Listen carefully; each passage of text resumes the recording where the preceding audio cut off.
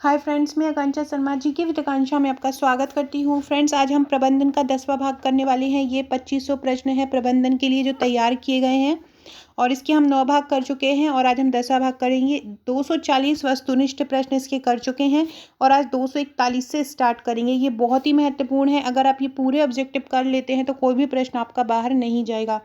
पहला क्वेश्चन है, इनमें से प्रत्यक्ष ज्ञान प्रक्रिया में चतुर्थ चरण कौन सा होता है?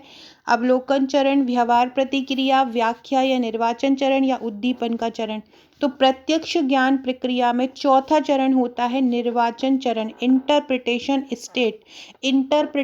स्टेट या व्याख्या चरण जो होता है वो प्रत्यक्ष ज्ञान प्रक्रिया में चतुर्थ चरण होता है।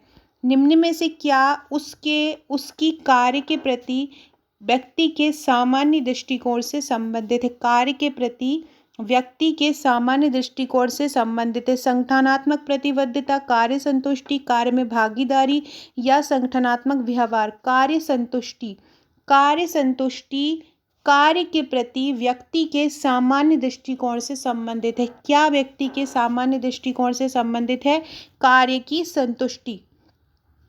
एक कर्मचारी क्या कार्य करता है, यह कैसे किया जाता है और कार्य करने की परिस्थितियां क्या है के बारे में एक लिखित विवरण किस रूप में जाना जाता है? क्या बोल रहे हैं कि एक कर्मचारी क्या कार्य करता है, कैसे करता है और ये जो कार्य कर रहा है उस कार्य करने के लिए उसकी क्या परिस्थितियां हैं के बारे में लिखित विवरण किस रूप में जाना जाता है? कार्य अभिकल्पन मतलब जॉब डिज़ाइन, कार्य विवरण जॉब डिस्क्रिप्शन, कार्य विनिर्देशन जॉब स्पेसिफिकेशन या कार्य अभिप्रेरण जॉब मोटिवेशन। तो ये कहा जाता है कार्य विवरण। कार्य विवरण में ये सभी चीज़ें होती हैं। ये लिखित विवरण होता है कार्य विवरण में कि कर्मचारी क्या काम कर रहा है, कैसे कर रहा है और कार्य करने की परिस्थितियां क्या हैं। ये कहाँ लिखा होता है? कार्य विवरण में ये सभी चीज़ें लिखी होती हैं। अगला क्वेश्चन है, सभी व्यक्तियों, निगमों एवं सरकार द्वारा देश के भौगोलिक क्षेत्र के भीतर सभी वस्तुओं एवं सभी अंतिम वस्तुओं एवं सेवाओं का मूल्य सभी व्यक्तियों के द्वारा, सभी संगठन द्वारा, सरकार द्वारा एक देश के घरेलू क्षेत्र में या देश के भौगोलिक क्षेत्र में सभी अंतिम वस्तुओं और सेवाओं का मूल्य क्या कहलाता है? जीडीपी मतलब सकल घरेलू उत्पाद कहलाता है। जीडीपी कहलाता है ग्रॉस डोमेस्टिक प्रोडक्ट या जीडीपी सकल घरेलू उत्पाद।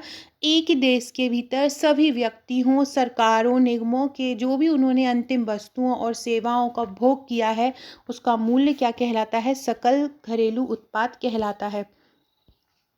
एक विशेष ज़रूरत को संतुष्ट करने के लिए एक निर्दिष्ट वस्तु के लिए निर्देशित इच्छा जो इसके लिए भुगतान करने की क्षमता से समर्थित है किस रूप में जाना जाता है? आवश्यकता, निर्धारित आवश्यकता, मांग या जरूरत। एक विशेष ज़रूरत को संतुष्ट करने के लिए एक निर्दिष्ट वस्तु के लिए निर्देशित इच्छा जो इसके लिए भुगतान करने की क्षमता से समर्थित है किस रूप में जाना जाता है? आवश्यकता, निर्धारित आवश्यकता, मांग या जरूरत। देखो क्या बोल रहे हैं, एक विशेष जरूरत है, जरूरत तो उन्होंने दी है, को संतुष्ट करने के लिए। अब जरूरत को संतुष्ट करने क्या दिया जाता है? और एक निर्देशित वस्तु की निर्देशित इच्छा जो इसके लिए भुगतान करने में भी समर्थ है उसको क्या बोलते हैं? मांग। मांग कब होती है किसी चीज़ की? जब व्यक्ति को आवश्यकता भी हो और वो उस आवश्यकताओं को पूरा करने में सक्षम भी हो तो उसको क्या बोला जाता है? उसको मांग बोला जाता है। अगला क्वेश्चन है, समाजवादी देशों के द्वारा अनुगमन करने वाली आर्थिक प्रणाली मतलब समाजवादी देशों के द्वारा अनुगमन मतलब बताए हुए किसी को देख के जो रास्ता अपनाया जाता है। तो समाजवादी देशों के द्वारा जो प्रक्रिया अनुगमित की जाती है वह जहाँ सार्वजनिक और निजी क्षेत्रों को समान महत्व दिया जाता है वो कौन सी व्यवस्था कहलाती है? जहाँ पे समाजवादी देशों का अनुगमन किया जाता है, वो जैसा करते हैं वैसा ही किया जाता है और सार्वजनिक और निजी क्षेत्रों को समान महत्व दिया जाता है। तो जहाँ पे समाजवादी भी, सार्वजनिक भी हो और निजी भी हो, मतलब सरकारी भी हो और प्राइवेट हो, दोनों प्रकार की अर्थव्यवस्था समान तरीके से साथ साथ चलती हैं, वो अर्थव्यवस्था कौन सी कहलाती है? वो अर्थव्यवस्था मिश्रित अर्थव्यवस्था कहलाती है। कौन सी? मिश्रित अर्थव्यवस्था। अगला है मौजूदा एवं नव कर्मचारियों को अपनी नौकरी का प्रदर्शन करने के लिए आवश्यक कौशल एवं ज्ञान उपलब्ध कराने की प्रक्रिया क्या कहलाती है। जो मौजूदा कर्मचारी हैं और जो नए नियुक्त कर्मचारी हैं, अपनी नौकरी का प्रदर्शन करने के लिए आवश्यक कौशल एवं ज्ञान उपलब्ध उनको कराया जाता है, तो क्या कहलाती है। कर्मचारी संलग्नता, प्रदर्शन का मूल्यांकन, प्रवेशन या प्रशिक्षण प्रशिक्षण होता है। मौजूदा एवं नए कर्मचारियों को नौकरी का प्रदर्शन करने के लिए जो अच्छी तरह से उनको कौशल युक्त क्रिया कराया जाता है, अच्छी तरह से उनको ट्रेंड किया जाता है। किसके माध्यम से किया जाता है, वो प्रशिक्षण के माध्यम से मौजूदा एवं नव कर्मचारियों को कौशल और ज्ञान उपलब्ध कराया जाता है। एक नौकरी से दूसरे में व्यवस्थित रूप से चल रहे श्रमिकों की प्रक्रिया। एक नौकरी से चले गए और दूसरी नौकरी में चले गए ऐसे श्रमिक क्या कहलाते हैं। Job enlargement, job environment, job enrichment या जॉब रोटेशन क्या कहलाता है। एक नौकरी से दूसरी में जा रहा है तो जॉब रोटेशन ही होगा, कार्य आवर्तन जिसको बोलते हैं। एक नौकरी से दूसरे में व्यवस्थित रूप से चल रहे श्रमिकों की प्रक्रिया को किस रूप में जाना जाता है, जॉब रोटेशन या कार्य आवर्तन के रूप में जाना जाता है। दो या दो से अधिक लोगों का एक समूह जो एक समान लक्ष्य के लिए साथ में जुड़ा हुआ है तथा उनको पूरा करने के लिए अपने प्रयासों पर बातचीत और समन्वय करता है, क्या कहलाता है, टीम कहलाते हैं। दो या दो से अधिक लोगों का ऐसा समूह जो एक ही लक्ष्य के लिए जुड़े हुए होते हैं, एक साथ प्रतिबद्ध होते हैं और अपने लक्ष्य को पूरा करने के लिए बातचीत और समन्वय करते हैं, वो क्या कहलाते हैं। वो एक ही लक्ष्य वाले लोग क्या कहलाते हैं, टीम। क्या कहलाता है, टीम कहलाते हैं। एक प्रकार का संघर्ष प्रबंधन जिसमें लोग पारस्परिक लाभ चर्चाओं में संलग्न होते हैं और संयुक्त निर्णय तक पहुंचने के लिए विभिन्न विकल्पों पर विचार करते हैं जो कि दोनों पक्षों को स्वीकार्य हो। से क्या नाम जाना जाता है, परिहार, समंजन, प्रतिस्पर्धा या संधि वार्ता। एक प्रकार का संघर्ष प्रबंधन होता है इसमें लोग पारस्परिक लाभ चर्चाओं में संलग्न होते हैं और संयुक्त निर्णय, किसी दूसरी पार्टी के साथ बैठकर एक निर्णय लिया है, उसमें कुछ फ़ायदे आपके भी हैं, कुछ फ़ायदे उनको भी हैं और उस विकल्प पर विचार करते हैं, तो वो इसे क्या कहलाता है, वो संधि वार्ता कहलाता है, नेगोशिएशन जिसको बोलते हैं। कर्मचारियों के प्रदर्शन को मापने और उनको उसके अनुसार पुरस्कृत करने की प्रक्रिया क्या कहलाती है। कर्मचारियों के प्रदर्शन को मापने और उनको क्या बोल रहे हैं, कर्मचारियों के प्रदर्शन को मापने और उसके अनुसार उन्हें प्रदर्शित करने की प्रक्रिया क्या कहलाती है। तो ये क्या कहलाती है, निष्पादन मूल्यांकन कहलाती है। क्या कहलाती है, निष्पादन मूल्यांकन कहलाती है, जिसको परफॉर्मेंस अप्राइजल भी बोलते हैं। खालिस्तान मदों की वह लागत है जो मात्रा के साथ आनुपातिक और प्रत्यक्ष रूप से कुल राशि से भिन्न होती है।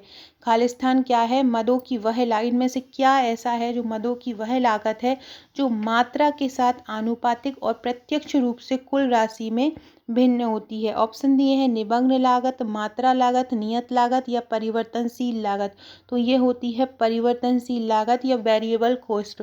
वेरिएबल कॉस्ट या परिवर्तनशील लागत मदों की वह लागत होती है जो मात्रा के साथ आनुपातिक होती है और प्रत्यक्ष रूप से कुल राशि से भिन्न होती है, बदलती रहती है, इसको परिवर्तनशील लागत भी बोलते हैं। अगला है शिक्षुता। शिक्षुता को बोलते हैं अप्रेंटिसशिप, सीना पत्र मतलब अंडर स्टडी आदि जैसे प्रशिक्षण विधियां जो कर्मचारियों को काम करते समय सीखने का अवसर देती हैं परंतु कार्यस्थल को भी बाधित कर सकती हैं, क्या कहलाती हैं। मतलब ये जो शिक्षुता वगैरह है, अंडर स्टडी है, ये व्यक्ति को कुछ ना कुछ सिखाती हैं परंतु कार्यस्थल पर काम करने में प्रॉब्लम होती है। तो ये कौन सी कहलाती हैं, कार्य पर प्रशिक्षण मतलब ऑन द जॉब।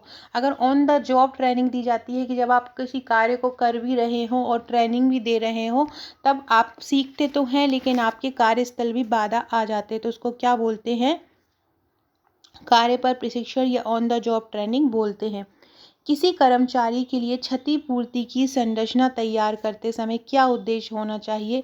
कर्मचारियों के लिए न्यायसम्य मतलब सभी कर्मचारी बराबर हों, औद्योगिक मानकों और श्रम कानूनों और विनियमों के साथ कानूनी अनुपालन, एक संगठन के लिए लागत प्रभावशीलता या ये सभी। तो ये सभी एक कर्मचारी की के लिए ध्यान में रखकर बनाए जाते हैं कि उनके साथ इक्वल व्यवहार किया जाए, एक संगठन की लागत प्रभावशीलता हो औद्योगिक मानकों और श्रम कानूनों और विनियमों के साथ कानूनी पालन हो। तो ये सभी विशेषताएं कर्मचारी के लिए रहती हैं। इनमें से कौन सा अनुकार तकनीक का एक प्रकार है और वास्तविक कार्य स्थिति को प्रेरित करता है और प्रशिक्षुओं द्वारा उपयुक्त उपकरण कार्य में उपयोग लाए जाने वाले उपकरणों के समान होता है। तो कौन है भूमिका निभाना, प्रायोगिक अभ्यास, वेस्टिब्यूल प्रशिक्षण या विषम अभ्यास। तो ये होता है वेस्टिब्यूल प्रशिक्षण। वेस्टिब्यूल प्रशिक्षण अनुकार तकनीक का एक प्रकार है जो वास्तविक कार्य स्थितियों को प्रेरित करता है।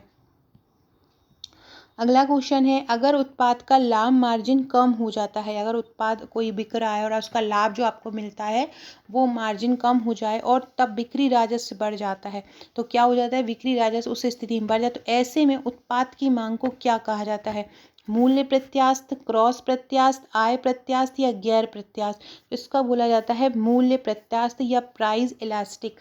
अगर उत्पाद का लाभ मार्जिन कम हो जाता है और बिक्री राजस्व बढ़ जाता है तो ऐसे में उत्पाद की मांगों को क्या बोला जाता है, ऐसे में उत्पाद की मांग को मूल्य प्रत्यास्थ बोला जाता है। मूल्य प्रत्यास्थ को और क्या बोलते हैं, प्राइस इलास्टिक भी बोला जाता है। क्या बोला जाता है, प्राइस इलास्टिक। डाटा का एक संग्रह जिसे अलग अलग लोगों द्वारा इस्तेमाल किए जाने के लिए डिज़ाइन किया जाता है, क्या कहलाता है, डाटा का एक संग्रह जिसे अलग अलग लोगों द्वारा इस्तेमाल के लिए डिज़ाइन किया जाता है। संगठन, संबंध, डाटाबेस या रूपरेखा। तो ये होते हैं डाटाबेस। क्या होता है, डाटाबेस होता है। डाटाबेस डाटा का एक संग्रह होता है जिसे अलग अलग लोगों द्वारा इस्तेमाल किए जाने के लिए डिज़ाइन किया जाता है। क्या होता है, डाटाबेस। फ्रेंड्स, आप पटवारी की तैयारी कर रहे हैं और अगर आपने कोई नोट्स नहीं लिया है तो आप हमारे नोट्स भी प्रेफर कर सकते हैं। आपको इसमें टोटल 10 बुकलेट दी जाती हैं, बहुत ही सरल भाषा में सुंदर तरीके से hand written flow chart diagram सहित टू द पॉइंट ये नोट्स तैयार किए गए हैं। सिलेबस के अकॉर्डिंग तैयार किए गए हैं क्योंकि टाइम कम है, तो इस इतने टाइम में आप इन सब बुकलेट को पढ़ सकते हैं। जो पूछा गया है वही लिखा गया है, वन लाइनर ऑब्जेक्टिव का उपयोग किया गया है क्योंकि इतना कम समय में आप वही पढ़ सकते हैं। तो और सबसे मेन बात, इसके साथ ये 10 बुकलेट के साथ आपको एक ग्रुप मिलता है व्हाट्सएप का। ये व्हाट्सएप का ग्रुप आपके लिए एक ऑनलाइन कोचिंग का काम करता है। इस ग्रुप में आपकी तैयारी कराई जाती है। यहाँ आपको महत्वपूर्ण अपडेट दिया जाता है, मैथ्स रीजनिंग की ट्रिक दी जाती है, इंग्लिश की वोकेबलरी दी जाती है, कंप्यूटर की शॉर्टकट की याद करवाई जाती है। मेरे सभी वीडियोज़ का PDF वहाँ दिया जाता है। MP का करंट पूरा निःशुल्क वहाँ पर करवाया जा रहा है, उसकी PDF दी जा चुकी है। इसके अलावा नोट्स के साथ भी आपको बहुत सारे अच्छे अच्छे टॉपिक मिलते हैं, जैसे कि ये जो वॉल्यूम 6 है इसमें पूरी योजनाएं हैं, बजट है, आर्थिक सर्वेक्षण है, पशुधन से जनगणना से संबंधित क्वेश्चन है, वन नीति से संबंधित क्वेश्चन है। वॉल्यूम 7 में व्यापम की परीक्षाओं में बार बार पूछे जाने वाले प्रश्नों को कलेक्शन है। विज्ञान में 3000 वन लाइनर है, मध्य प्रदेश सामान्य ज्ञान है। प्रबंधन के 1000 वन लाइनर और लगभग 400 वस्तुनिष्ठ हैं। गणित, तर्क शक्ति है, हिंदी है। तो ये सभी आपको ओनली 2199 में मिलता है। अगर आप भारत में कहीं भी रहते हो तो ये आपके पास डिलीवर हो जाएंगे और साथ में आपको ये व्हाट्सएप का ग्रुप तुरंत मिल जाएगा और जहाँ पर आपकी तैयारी स्टार्ट हो जाएगी। तो अगर आप ये लेना चाहते हैं सरल तरीके से तैयार फ्लो चार्ट डायग्राम सहित नोट्स, तो आप मुझे इस नंबर पर व्हाट्सएप कर सकते हैं। 7 से 8 दिनों में आपके पास डिलीवर हो जाएंगे। अगला क्वेश्चन है कि निम्न में से किसमें कहा गया है कि व्यक्तिगत और संगठनात्मक आवश्यकताओं के संतुलन के लक्ष्य के साथ मानव संसाधन की नीतियां और कार्यप्रणालियां एक संरेखण होना चाहिए। किस दृष्टिकोण में कहा गया है, व्यक्तिगत और संगठनात्मक आवश्यकताओं के संतुलन के जो लक्ष्य होते हैं वो मानव संसाधन की नीतियां और कार्यप्रणाली के एक संरेखण में होना चाहिए। ये कहा गया है मानव संसाधन दृष्टिकोण में, क्योंकि मानव संसाधन की नीतियां और कार्यप्रणाली के बारे में है, इसलिए दृष्टिकोण भी कौन सा होगा, मानव संसाधन दृष्टिकोण। इन प्रोत्साहन की विधियों में से किस में कर्मचारियों को कंपनी के एक लाभ का हिस्सा प्राप्त होता है जिसकी सामान्य रूप में स्थानीय लाभ के 1% के रूप में गणना होती है। मतलब ये एक प्रोत्साहन की विधि है और इसमें कर्मचारियों को, अगर कंपनी को कोई लाभ होता है तो उसका 1% भाग जो कर्मचारी होते हैं उन्हें भी दिया जाता है और स्थानीय लाभ के 1% के रूप में गणना होती है। इसको क्या बोलते हैं, कर सहभाजन, वार्षिक पारितोषिक, लाभ सहभाजन या गैर मौद्रिक प्रोत्साहन। इसको बोलते हैं प्रॉफिट शेयरिंग या लाभ सहभाजन, जब लाभ का एक हिस्सा दिया जाता है। वार्षिक पारितोषिक तो वो अलग होता है, लेकिन जब लाभ का अगर होता है, क्वेश्चन में दे रहे हैं कि अगर लाभ का एक हिस्सा प्राप्त होता है कर्मचारियों को, यदि लाभ मिलता है और उसका एक हिस्सा कर्मचारियों को भी दिया जाता है तो उसको क्या बोलते हैं, लाभ सहभाजन या प्रॉफिट शेयरिंग बोलते हैं।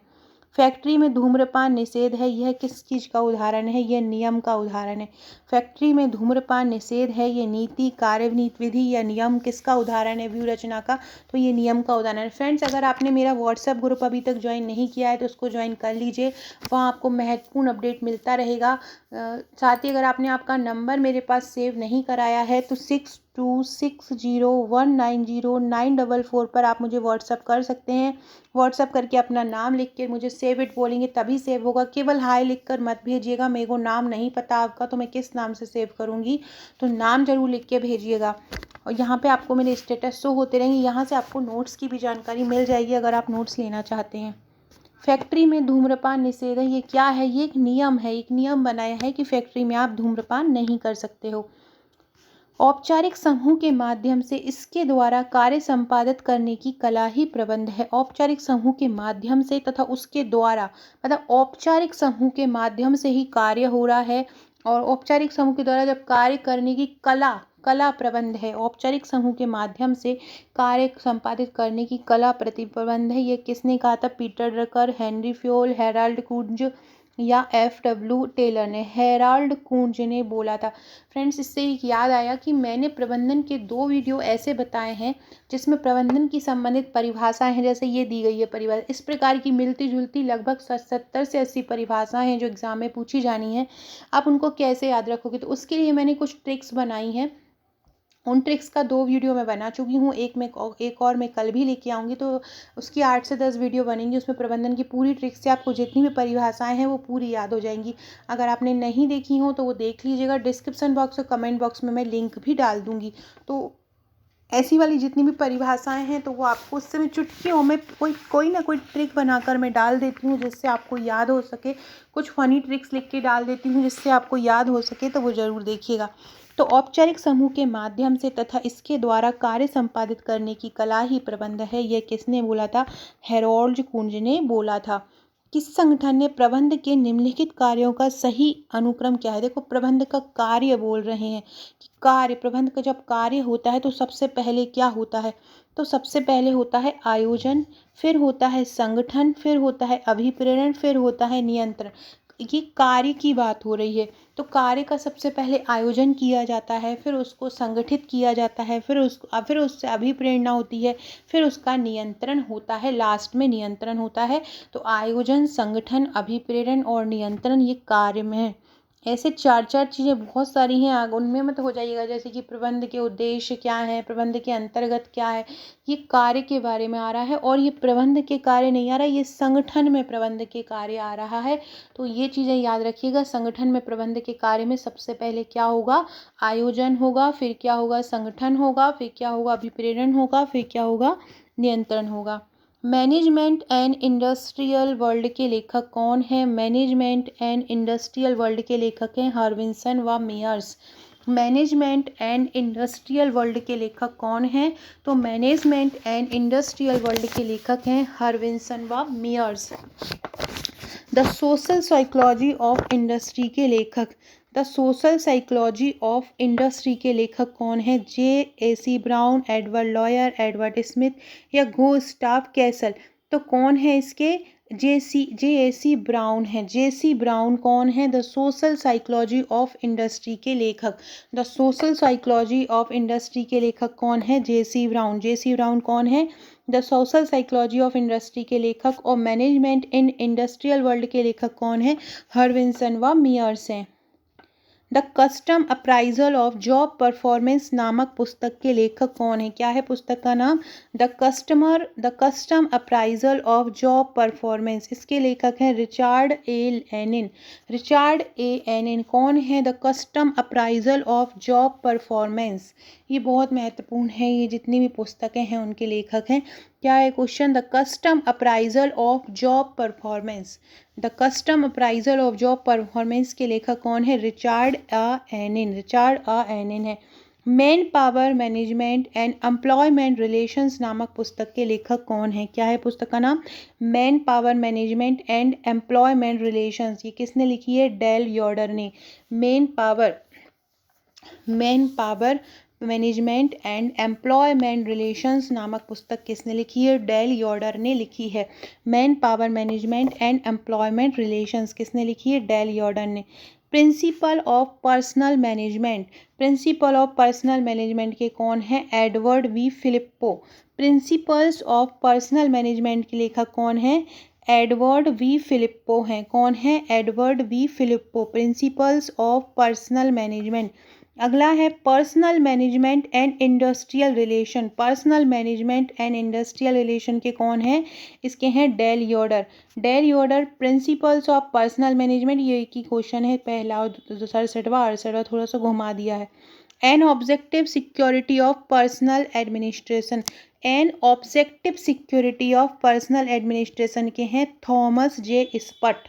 An objective security of personal administration के कौन है? थॉमस जे स्पेंट है। कौन है? Thomas J spent. प्रबंध के कार्य को दर्शाने के लिए POIM सूत्र का उपयोग किसने किया है? तो हेनरी फ्योल ने। प्रबंध के कार्यों को दर्शाने के लिए POIM सूत्र का उपयोग किसने किया है? हेनरी फ्योल ने किया है। और प्रबंध के कार्य को दर्शाने के लिए POIM में कौन शामिल नहीं है? प्लानिंग है, ऑर्गेनाइजेशन है, इंटीग्रेशन भी है, मशीनरी इसमें शामिल नहीं है। सो फ्रेंड्स, ये थे हमारे आज के क्वेश्चन। आज हमने 271 क्वेश्चन की। वीडियो अच्छी लगी हो तो लाइक शेयर सब्सक्राइब जरूर कीजिएगा। अगर आप हमारे नोट्स लेना चाहते हैं या इसका PDF लेना चाहते हैं तो आप मुझे व्हाट्सअप कर सकते हैं। Okay friends, thank you.